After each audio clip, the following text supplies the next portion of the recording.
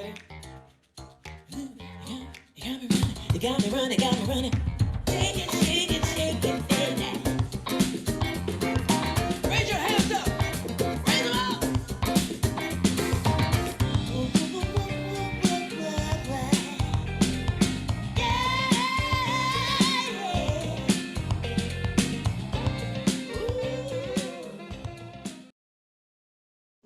Okay, good morning, everybody. Welcome to the Forex Trading Asia Daily Currency Call. This is episode 330, and it's the 9th of July, 11 a.m. here in Singapore, GMT +8. Okay, so if it's your first time here, a big welcome. We do this currency call every day. So Monday, we do the Aussie and Kiwi, Tuesday, Euro, Wednesday, Pound, Thursday, Yen and Gold, and today is Friday. We'll be doing the Canadian dollar and cryptocurrencies. All right, so this currency call, you will get market economic updates, key support resistance levels, trade ideas, and more. This currency call is going to be very beneficial to both the long-term investors and short-term traders. Here we'll be going through what could move prices, possible trade ideas, and also highlighting potential targets and risk. So a disclaimer here, any information shared during this session is not intended to be a trade recommendation. It is solely the opinion and views of the speaker. So please remember to do your own analysis prior to entering any trades. Okay, first off, we have Kim Hong here, currency analyst at LCMS Traders. He will be sharing about the ECB policy review. Kim Hong, pass it to you for that. Okay, thank you, Junwei. Yep. Okay, before I actually go on to that, so yesterday the ECB was supposed to release the monetary policy meeting minutes, okay, for the most recent meeting, okay, but it was actually postponed to today at 19:30 GMT +8. So yeah, so you guys just take note of that, okay. Right now, so yesterday probably because of this whole policy review by the ECB, that's why they actually postponed the release of the meeting minutes, okay. So yep, this policy review, okay, was supposed to take place last January, okay, but it was postponed, indefinitely due to COVID-19. All right.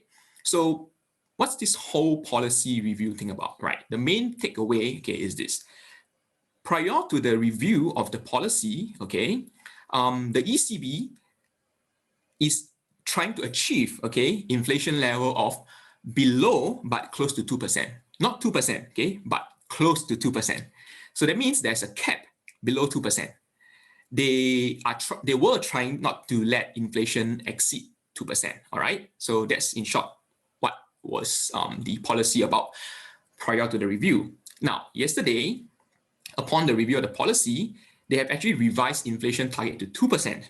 Okay, that means yeah, so basically, they are allowing inflation to hit 2%, and on top of that, they are allowing inflation to overshoot as well. Okay, so this is actually what they call it the symmetrical approach, meaning yes, they target inflation to be at 2%, but we also allow inflation to drop below or above 2%, as long as it's not too crazy. Okay, so that's the main gist of yesterday's policy review. Okay, so they actually also mentioned that, yeah, like what I said earlier, temporary deviation from the 2% target is fine, but sustained deviation from target will require action. That means if they were to see prolonged inflation to be at, like, I don't know, way above 2% or way below 2%, like what has been going on for the past few years in European Central Bank, I mean, in the Eurozone, okay, inflation has been very low. Now, if inflation were to be, deviated from the 2% target for a sustained period of time, then that will actually trigger some actions from the ECB. All right. So with this whole policy review thing, what impact does it actually have? What does it do? So what this does is it actually allows the central bank to raise their inflation target. Okay. Then with this increase in inflation target, this will actually translate to a softer policy stance, right? So this will actually help in the economy, because we know that the Eurozone inflation has been very, very low, actually prior to the pandemic. But then recently, because of the strong recovery in Eurozone, okay, this has led to an increase of the inflation. If my memory serves me right, the most recent release of the annual inflation in the Eurozone area is actually around 1.9%, which is actually very close to the 2% target already, right? So my take is that they may actually be, okay, this whole policy review comes in, I would say, just in time, all right? Because they have been saying that, inflation may actually overshoot 2%, but the European Central Bank, okay, actually downplay it just like the Fed, saying that it may be transitory and things like that. So I would say this whole policy review, come in just in time to actually give the central bank the chance to actually revise their inflation target higher, okay, adopting a softer policy stance and things like that, all right? Okay, for what it's worth, President Lagarde, okay, of the ECB actually say that the next policy review, okay, a new policy review will be taking place in 2025, which is like some 4 years from now. So I don't think, it's going to impact much right now, okay? So, okay, the next ECB meeting, okay, monetary policy meeting, that's when they actually announce their monetary policy decision, will be this month, okay, July 22nd, all right? I'm very sure they are going to talk about this whole strategy review thing, during the meeting and things like that. So I will definitely look forward to their ECB meeting, although I personally don't think they're going to, do anything to the interest rate and things like that, all right? Okay, let me see. With that, as usual, we get questions from Jindao Tai. Can you share about the impact on the euro from this review? Okay, I would say this whole review of the policy is actually, bullish. Okay, one word, bullish for the euro. Now, yesterday, okay, if you guys were actually looking at the market yesterday, you realize that there was a strong, I call it the risk off across the board. Like literally across the board. You see pound yen dropping by 150, 200 pips, any pairs against the dollar, against the yen, against the Swiss francs, okay, specifically the safe haven currencies were actually very weak, all right? Now, all except the euro dollar, all right? You see that pound dollar, Kiwi dollar, Aussie dollar all weakened because of whatever reason, but euro dollar was the one that is, still maintaining, I would say. It's probably the only one currency that strengthened against the US dollar. And if you look at the euro yen, okay, yes, it did weaken, but the impact was actually softened, okay? The weakening was actually softened by the ECB monetary policy review, okay? The ECB policy review of the inflation target. So that actually gave the euro a boost, I would say. So personally, okay, my feelings towards euro right now is a bit mixed, okay? So as you all know that the coronavirus issue at the Eurozone isn't, okay, it's improving, okay? But with the latest Delta variant going on, it's still a bit out of control, I would say. So right now, this whole policy review thing actually give a boost to euro, and it kind of like neutralizes the effect, the strength of euro right now. So personally, I'll feel that in the short run, okay, I am actually a bit bullish on the euro. Okay, medium term wise, we still have to look at the other economic data, upcoming data releases and things like that. But personally, I feel that euro is not the main attention to be paid right now. Okay, because today we actually have the Canadian employment data to be released, and I believe Jean will be giving you guys a coverage on Canadian dollar. All right. Okay, we have a question from Mathia. What the impact of US Treasury 10-year yield? What the impact of US Treasury 10-year yield is going down? Okay, I'm sure you probably asking like, why is it going down? Okay, personally, I do not have an answer for this as of right now. Okay, I've been trying to understand why US Treasury was going down yesterday and things like that. Now, but I'm pretty sure the safe haven currencies, the strengthening of safe haven currencies, okay, the weakening of the other currencies were actually caused by, partly I would say, caused by the decline in the US Treasury 10-year yield. Okay, so another reason why that yesterday we see a strong sell-off in the risky currencies. Okay, well, I did some search and they were actually saying that traders are actually doing a repositioning of their portfolio and things like that. So once in a while, they feel that they may be holding too much of a risky currencies and things like that, and they may actually be expecting, what do you call that, a risk-off mode to come over to the market. All right, then that's when they actually do some adjustments by selling off their risky financial assets, risky currencies such as the pound, euro, Aussie, Canadian dollar, and the New Zealand dollar. All right. Now, don't forget that there's a headline going on, I think yesterday or a couple of days ago, that says that global COVID deaths have topped I think 4 million or something. So all these headlines actually do contribute to traders, portfolio managers, fund managers, whoever is managing big amount of funds to will actually grab their attention, I would say. All right. So they, not surprisingly, they were actually from time to time revise a bit of their portfolio and things like that, repositioning, throwing away some of the risky stuff, staying a bit risk averse from time to time. All right. So yeah, any more questions, you guys can just post it on the chat since that it's been enabled right now. Okay. Other than that, I will update you guys again if there's any changes to anything. All right. Any fundamental issues, changes, and things like that. Okay. With that, I'll hand it back to Junwei. Okay, thank you so much, Kim Hong. Yep, so we'll head off to the charts first with the dollar index, and we have Scott Andrews here from Forex Briefcase, Australia, to share starting off with the dollar index. Scott. All right, hi everyone, and great to see so many people checking in on chat as well.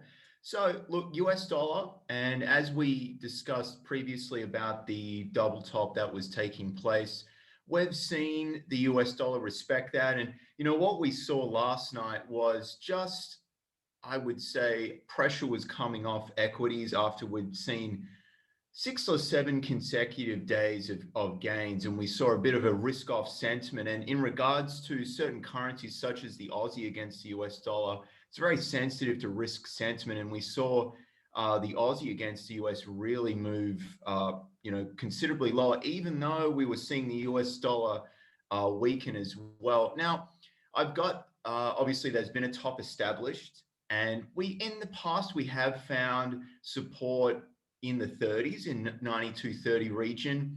We did see a little bit of news come out yesterday just in regards to initial jobless claims, although really that wasn't a big driver of this pullback. We've just seen it push to considerable highs. And someone asked about the 10-year Treasury bond yield as well, and it's a little bizarre, to be honest, because where we've seen this previously trading at with where it's at now with the 10-year bond yield, it would suggest that markets are disregarding interest rate increases in the near term at all.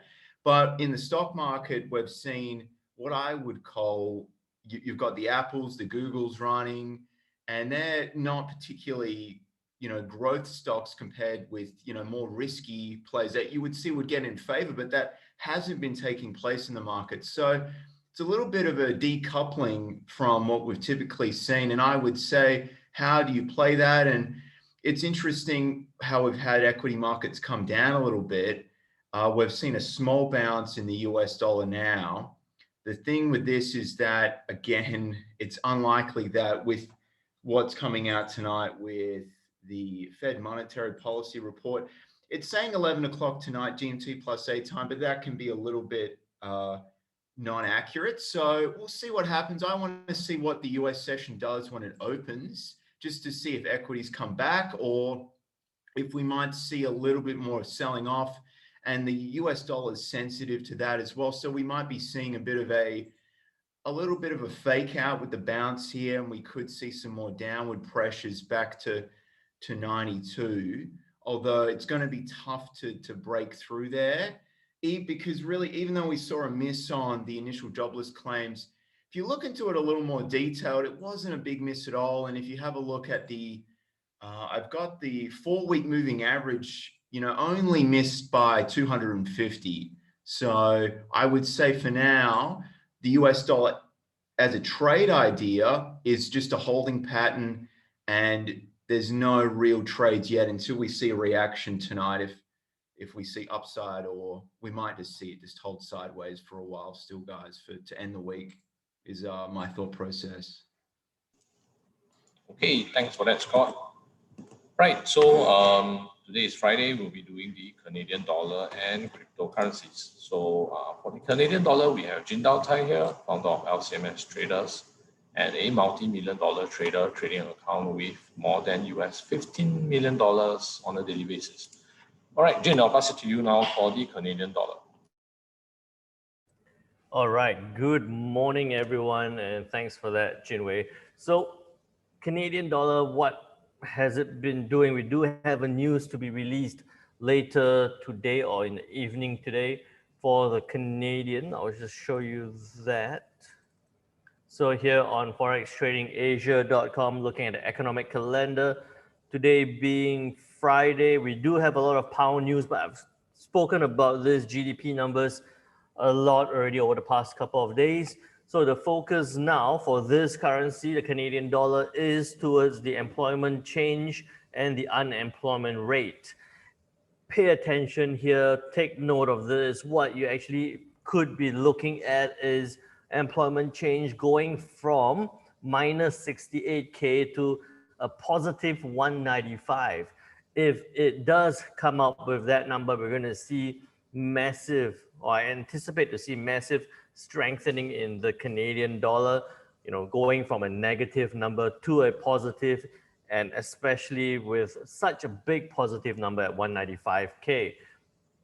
And with that, also unemployment rate expected to go from 8.2 to 7.7. Again, a big improvement on the unemployment rates here for the Canadian side. So with all that, with these two news to be released and with the anticipated data being very good, we possibly could see some Canadian dollar strength, possibly later to, well, when the news is being released at 8:30 tonight, GMT +8.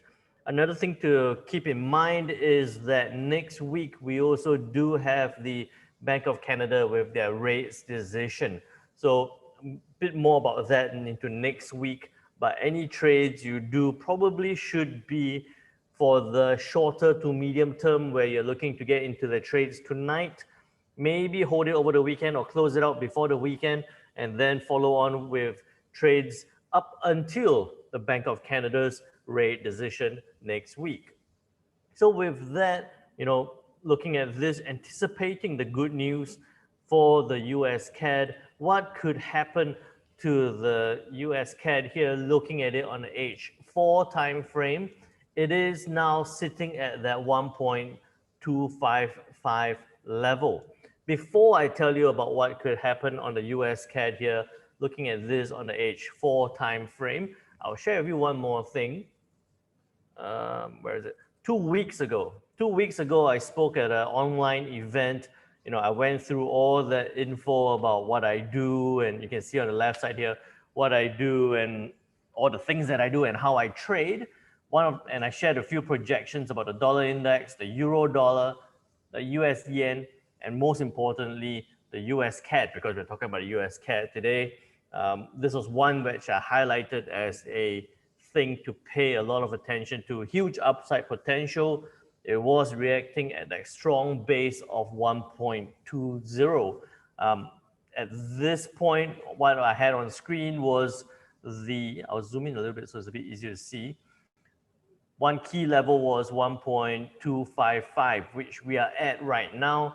And when I spoke about that, I said that we might actually see it, if it breaches beyond 1.255, we could see 1.3 and hopefully towards 1.34.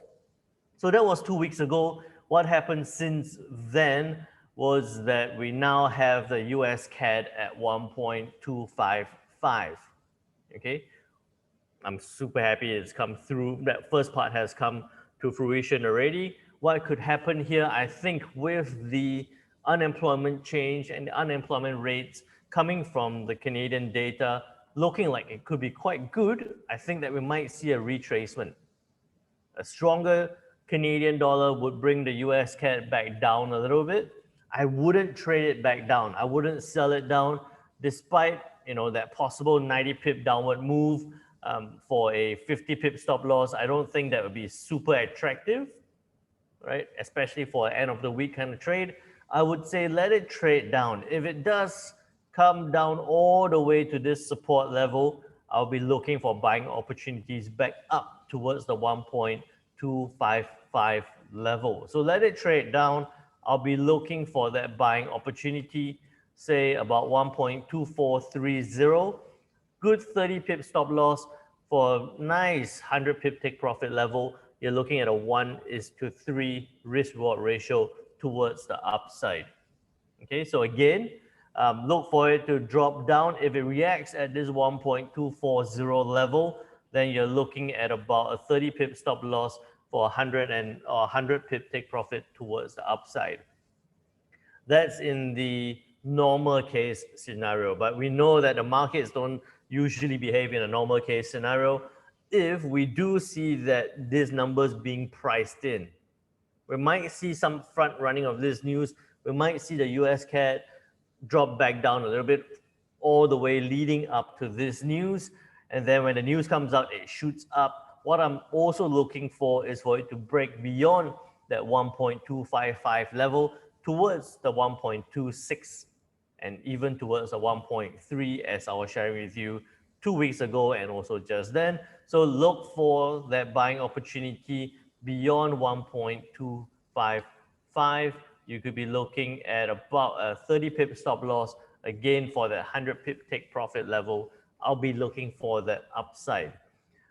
So I hope that you gather what I'm trying to say here is that I would not be looking to sell the US CAD towards the downside. Look at the trend over the past several weeks. It has been climbing up. We've seen good retracements. We can see 2-3 weeks ago, we saw very good retracements, but every retracement was met with a equal or greater climb back up. So I wouldn't try to sell it back down. I would try to look for a reaction at support levels or breaking that resistance for that buying opportunity. So I hope that's quite straightforward for the US CAD. What I also want to do is take the opportunity to do a bit of a review as we're end of the week, do a bit of the review of what we've been speaking about over the past couple of days. Aussie US here we spoke about. I said I was going to sit across and turn down to test that 7452 level. It fluctuated a bit before that, but since that point, it really did come down and test at 7452. I think that we're going to see some good volatility and some good reaction towards this very, very low point. So pay attention to that next week. The New Zealand US dollar broke. When it did break below 7013, then we saw that move exactly as planned. Similar correlated to the Aussie dollar, I do anticipate that we could see some good reactions to this, similar to what happened from 2 weeks ago. I'm hoping that we could see that retracement back up. Pay attention to that next week. Euro dollar didn't test at 1.1920, but it did come down towards the 1.1781 level. Okay, so Euro dollar, Kim Hong was sharing with you about that already. Euro pound, as it broke above, it fluctuated down, but as it broke above that 8580, we saw it climb up towards my take profit of about 8614. And you can see once it's outside of Bollinger Band, it came straight back in. I think that if you missed out on this trade, it's way too late to get into it right now. We have possibly another trade idea to be released next week. Pound dollar still sitting in that 1.3778, hasn't done anything at all. You can see it's tried to go lower. You see all that tail is tried to go lower, but it's failed. It's now sitting in this blue area. I think that pound dollar is probably one of the things that we're not going to pay too much attention to, despite the news to be released today. I think that this will also possibly be a bit of a non-event. US yen, spoke about that a lot yesterday. We were talking about head and shoulder patterns, necklines, breaking off these points. It's done exactly as we expected, breaking below 110.43, testing that 109.80 level, and now it looks like it's being supported. So I hope that many of you did get into that 50 pip trade towards the downside.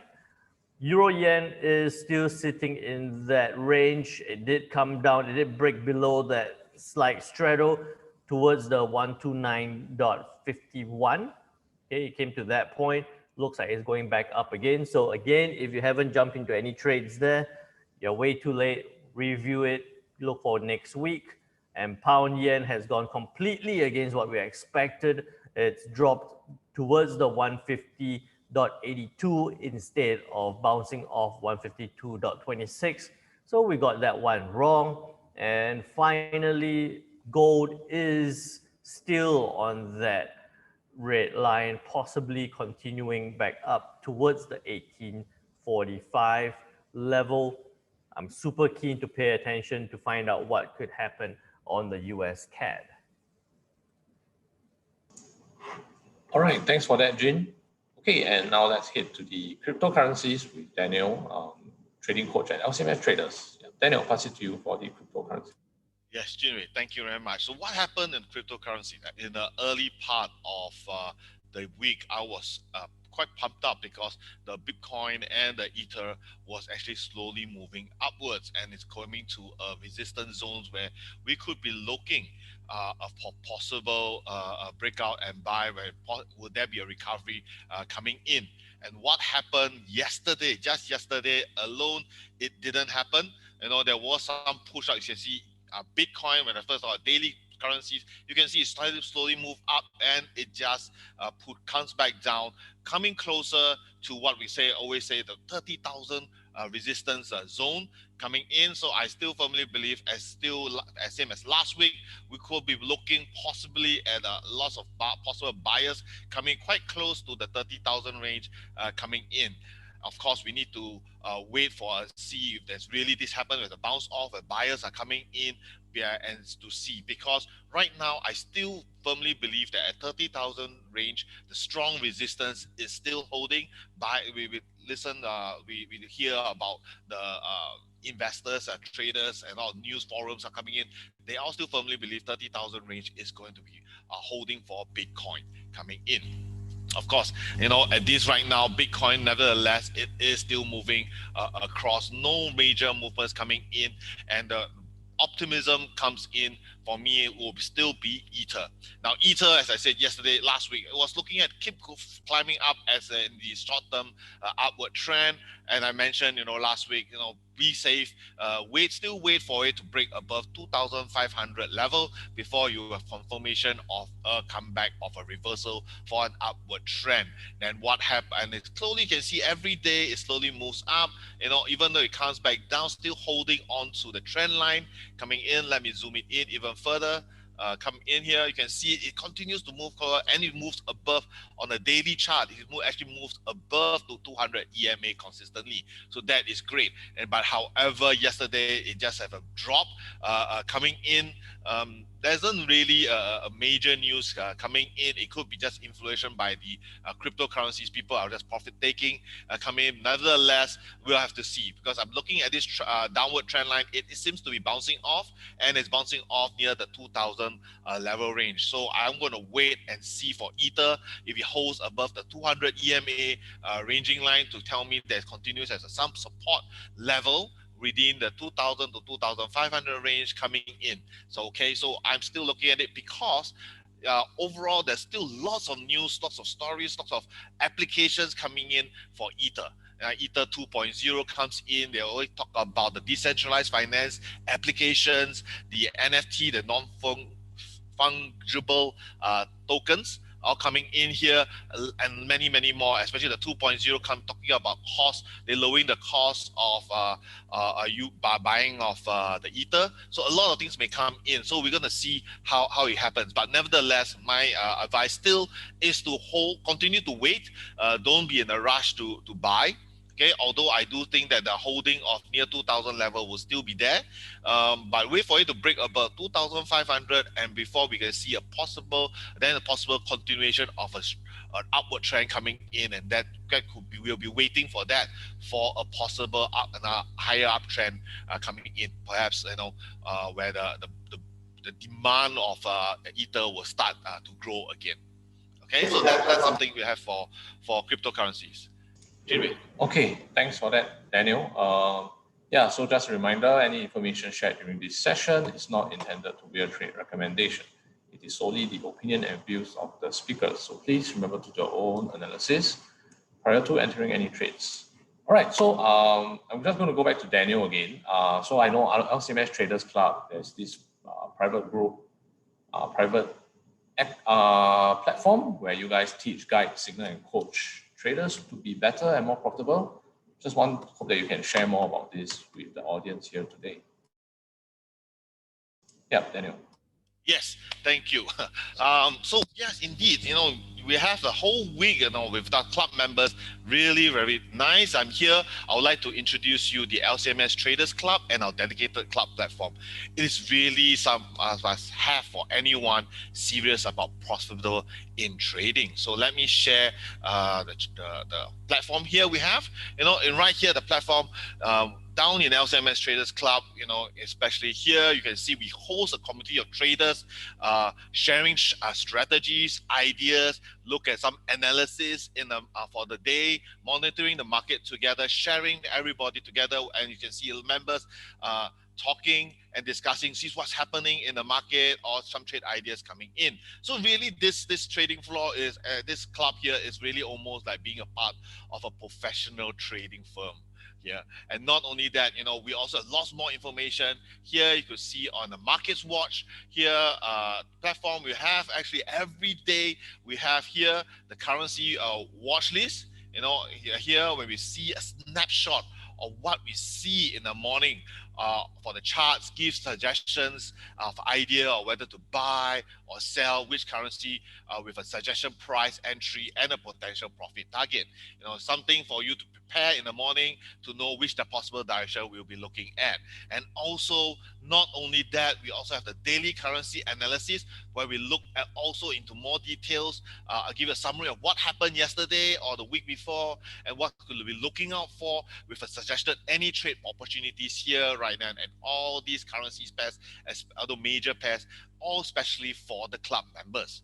And now, not only that, we also have the education videos. If we have time, and you're so interested to learn of how to trade forex and how we in LCMS Traders Club, the coaches trade what kind of based on the 5 steps. We have it here as well on the FX Kickstarter, especially for club members as well, on the 4-day course where we learn about the basics of the forex trading, how to analyze the fundamentals analysis of the forex market, which is economics of the forex market here, and then how to use the technical analysis to time the market together, and how we put all these strategy together, combining the strength of the fundamentals and technical analysis to trade together. And not only that, we also could be looking at other patterns like chart patterns, Fibonacci, trend series, how do we identify trends, which way for possible entry and exit. We also have other things like divergence, candlesticks patterns, and many, many more. So in this Traders Club, is for you to come together as a community, trade together, and be profitable. Now, for this LCMS Traders Club, how do you get this membership here? Here it is. All you need to go is this platform in tradersclub.lcms.com.sg. It is your chance to only join right now at $49 a month.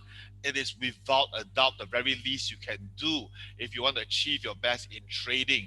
Now, this price can change anytime. Last year it was just $29.